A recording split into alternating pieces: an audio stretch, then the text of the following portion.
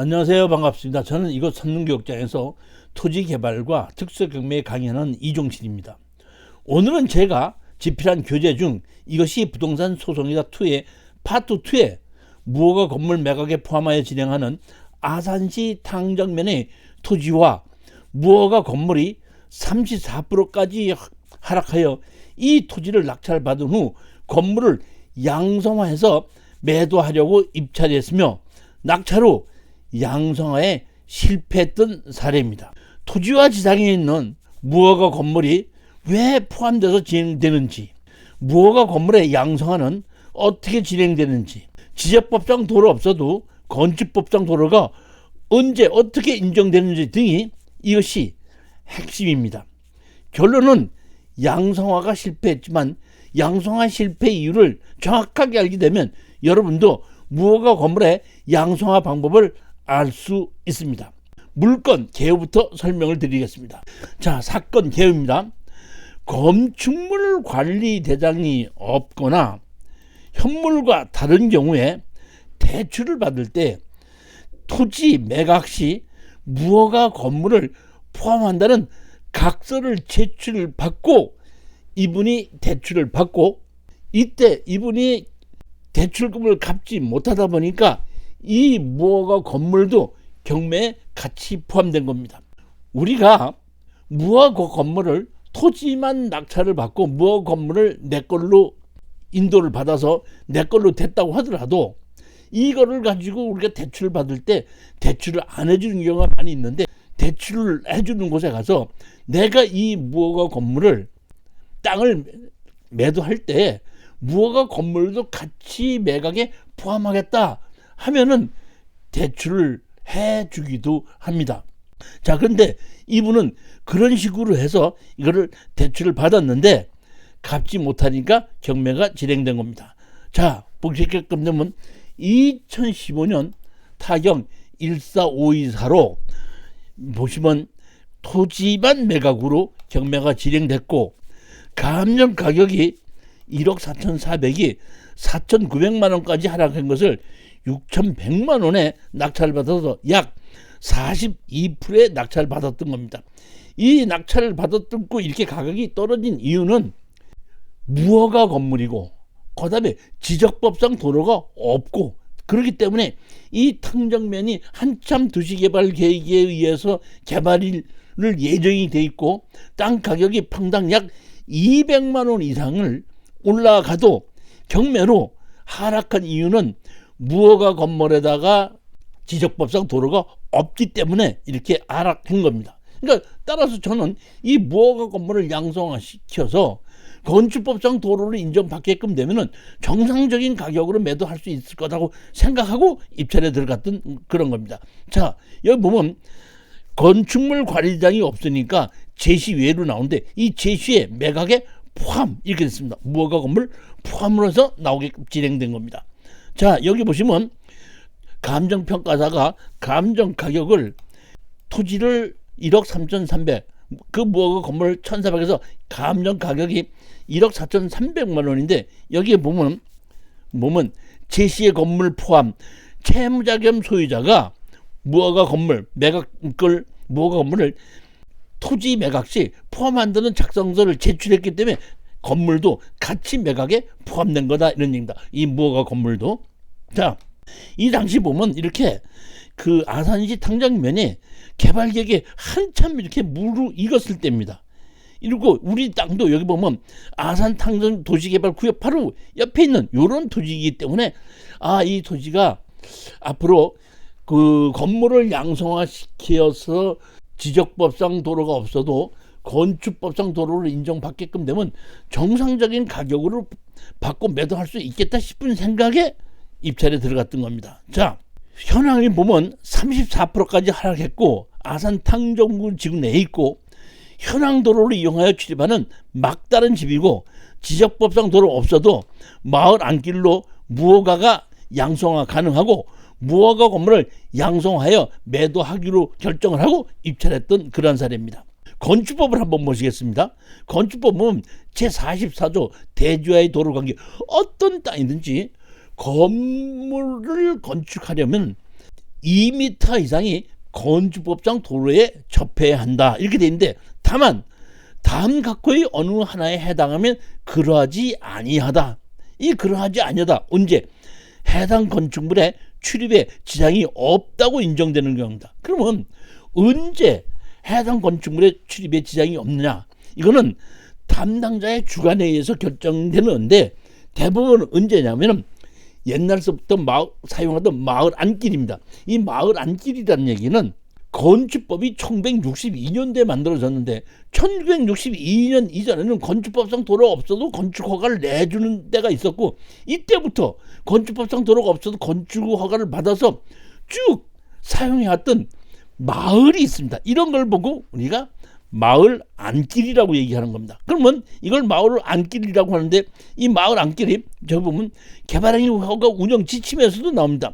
다음 각호의 어느 하나에 해당하는 경우엔 도로 확보 기준을 적용하지 아니할 수 있다. 이게 2021년도에 한 겁니다.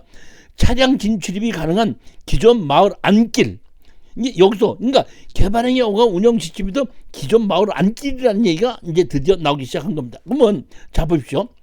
우리가 낙찰을 받을 토지가 요 땅인데, 우리 땅만 아니라 이 옆에 있는 다른 땅도 전부 다 건축법상 도로 없이 지적법상 땅이 딱 달아졌는데 실제로 이렇게 집이 다 지어져 있습니다. 그러면 우리도 여기 보면 도로법엔 도로에 의해서 들어오는 길이 여기까지 있는데, 이 지적법상 도로 없지만 실질적으로 이 마을 전부 다라기보다는 거의가 지적법상 도로 없이 현황 도로를 가지고 지어져 있는 건데, 이런 걸 보고 우리가 마을 안길이라고 했기 때문에 이런 마을 안길을 이용해서 건축 허가를 내줄 수도 있다는, 이게 건축 허가를 내줄 수 있는 경우는 건축법에서 얘기한 조금 아까 뭐냐면 출입에 지장이 없는 경우를 인정해서 건축 허가를 내준다 이런 뜻입니다. 자, 그래서 이거를 제가 가지고 그대로 가지고 건축설계 사무실에 갔습니다. 건축설계 사무실에 가서 제가 여기 보면 이렇게 마을 안길로 돼 있고, 이건 다 다른 집들도 도로가 없는데 이게 있는데, 여기에 보면 무허가 건물이 있는데, 이 무허가 건물이 이 그 마을 안길로 이용해서 현황 도로를 이용해서 양성화가 가능합니까 했더니, 이렇게 된 경우, 이렇게 옛날서부터 이런 경우에는 아산시에서는 이렇게 마을 안길로 보고 이런 경우에 건축법상 도로를 인정해서 이 현황 도로 가지고도 건축 허가를 내주기도 합니다.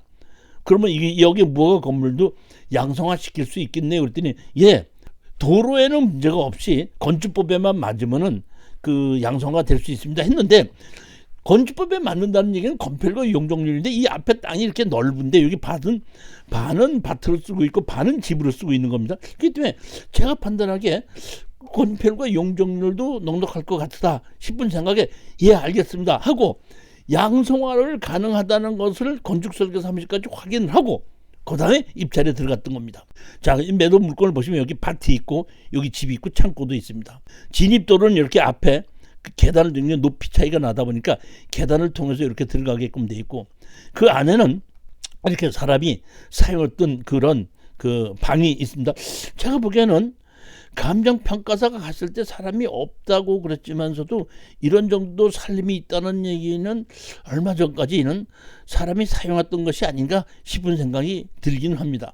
그런데 여기 보시면 그 이웃 주민들에 의하면은 뭐 공가로 있은 지가 10년이 넘었다 했는데, 이렇게 집에 살림이 있는데 10년이 넘었다고 하는 것은 조금 제가 보기에는 그 맞지 않는 것 같고, 여기에 있는 건물이 보게끔 되면 등기되어 있지 않으며 건축물 활용이 없다 이렇게 된 물건입니다. 따라서 제가 이거를 입찰 전에 건축설계 사무실로 가서 다 확인을 했습니다.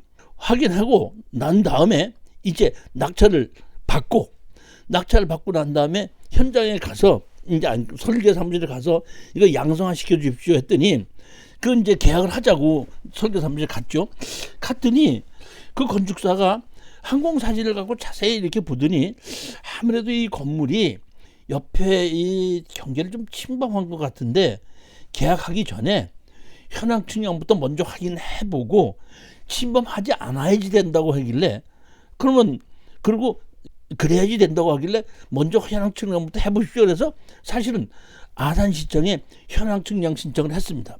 현황 측량 신청에서 나온 걸 보더니, 자, 요 감정평가서 이렇게 한 건데 실질적으로는 보면 나온 것이 보면 이렇게 여기 보면 침범이 된 걸로 나왔습니다.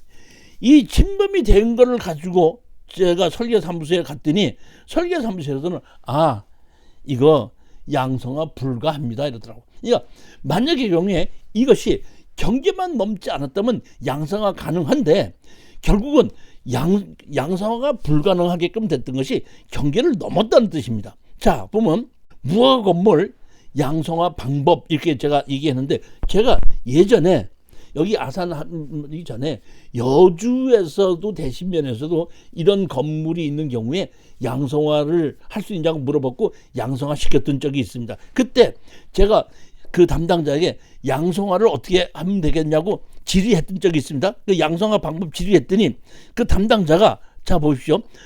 신청 방법 이렇게 답변했어요. 신청 방법 2006년 5월 8일 이전에는 건축물 대장 상성 신청이고 2006년 이후에 건물이 지어졌다 그러면 그거는 건축 신고로 한다 이런 뜻입니다. 그런데 2006년이나 2006년이나 이거는 신고를 하는 거고 이거는 건축물 대장 상상 신청인데 건축물 대장 상상 신청이나 건축물 신고를 하는 거나 똑같이 현재 건축법규는 다 맞아야 된다 이런 뜻입니다. 현재 건축법에 맞지 않으면은 절대로 양성화는 불가능합니다. 따라서 만약에 경계가 넘지 않았다 그러면 건축 설계 사무실에 가서 현황을 전부 다 실측을 합니다.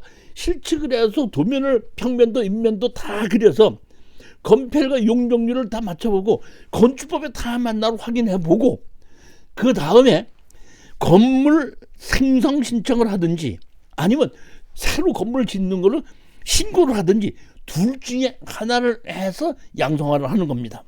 자 보시면 제출 서류 이렇게 되죠. 제출 서류는 요 위에 공통 서류가 있고 추가 서류인데 이 공통 서류는 건축 허가 시에 신청하는 서류가 똑같고 여기 보면 포함이 뭐가 되냐면 현황 측량 성과도 이것이 있고 그 현황 청구가 선거서에서 평면도 배치도가 되어야 되는 겁니다. 그러니까 현황 측량 성과도에서 이미 건물이 옆에 경계를 침범했기 때문에 이번에 안 된다 이런 얘기입니다. 추가 서류는 항공사진을 제출해봐서 항공사진에 언제부터 집이 있었다는 거를 표시가 되면 그걸 가지고 건축물 대장 생산 신청을 하든지 건축 새로 신고를 하든지 하는 겁니다. 즉 건축물 신고를 한다는 얘기는 2006년 5월 이후에는 언제든지 건물을 지었다고 하더라도 처음부터 옛날서부터 건물이 지어져 있다고 하더라도 지금서부터 새로 건물을 짓는 거와 똑같은 절차를 밟아서 건축 허가를 양성화를 무허가 건물을 양성화시키는 겁니다. 그러니까 건물은 예전에 지었지만은 현재의 법규가 동일한 경우에 양성화를 시켜준다. 이렇게 알고 계시면 됩니다. 양성화 시 주요 확인사항 농지인 경우엔 농지 전용 여부, 건폐율 초과요, 용적률 건폐율 초과 여부 이렇게 되고 제가 먼저 물어봤던 그 여주시 보통리는 그 계획관리지역이기 때문에 현황 도로가 있으면 도로에 적용을 받지 않는다 이렇게 해서 이 답변을 받았던 겁니다.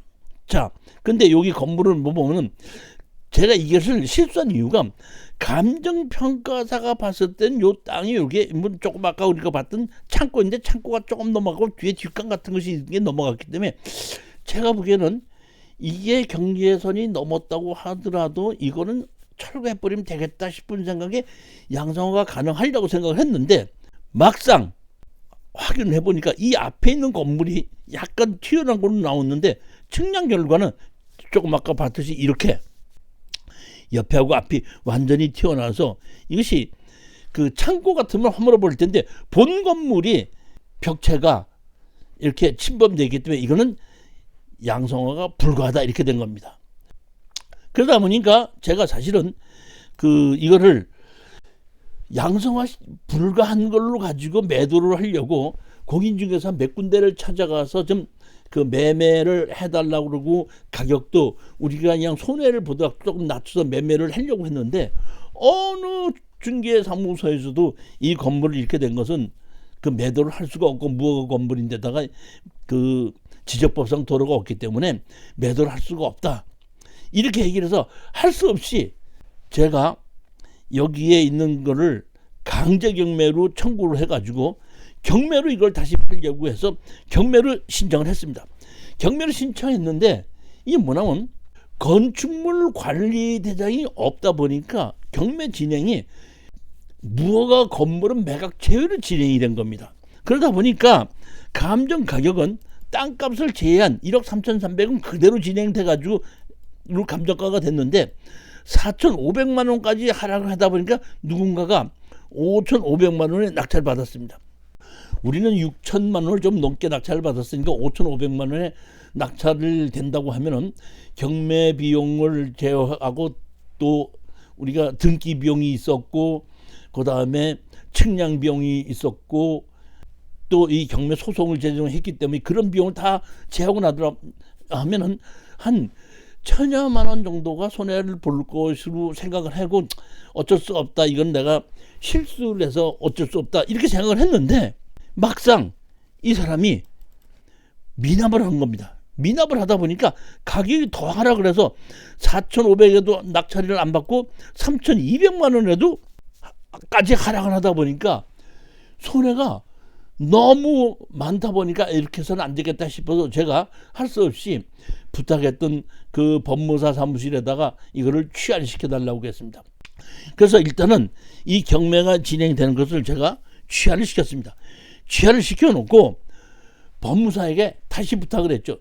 예전에 이것을 낙찰을 받을 때 건물도 포함이 됐으니까 지금 이 땅을 다시 경매로 내놓을 때 그 건물도 포함해서 같이 경매로 진행시켜 달라 이렇게 신청을 했습니다.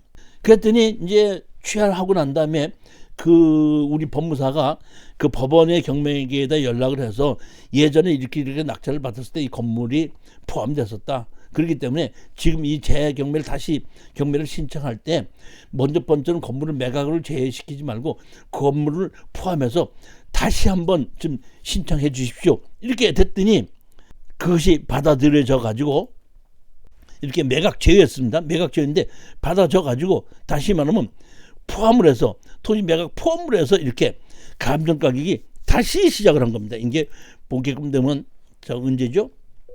이제 보면 2019년도 보면 1억 1,400에 시작해서 9,900만 원까지 떨어진 경우에 여기에 아산시가 그래도 개발이 되다 보니까 거의 마찬가지로 해서 1억 2,300만 원에 누군가가 낙찰을 받아갔습니다. 이 결국은 양성화를 다 시켜놨으면은 아마 이런 가격 정도의 매도가 가능했으리라고 보는데 양성화가 불가능하다 보니까 이것이 그 일반 매매로 매도가 되지 않아서 할 수 없이 경매로 매도를 하게끔 되는데 경매로 매도했을 때도 다시 먼저와 같이 건물의 매각을 포함해서 하다 보니까 이런 정도로 낙찰을 받아가서 그나마 실수한 입찰이었지만은 나중에는 그 시간이 한 2, 3년 걸렸지만 그래도 수익이 조금 남았던 실전 사례입니다. 감사합니다.